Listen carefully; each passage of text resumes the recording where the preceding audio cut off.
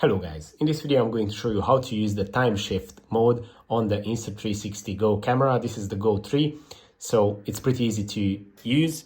You just have to turn on your camera and then swipe to the left side of the screen until you find the time shift feature. It is going to be just next to the slow-mo feature, and here is a short description of the time shift feature. As you can see, you just have to tap on it, and here you can select the frame rate and the ratio of your hyperlapse video. You can choose between 15 or 30, and you can choose the aspect ratio to shoot in vertical. This is the vertical video and this is the horizontal video.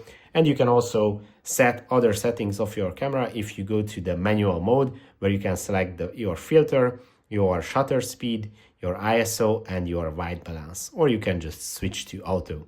And to start recording, you just press the red button, and that's pretty much it. If this video was helpful for you, please consider sending a super thanks donation.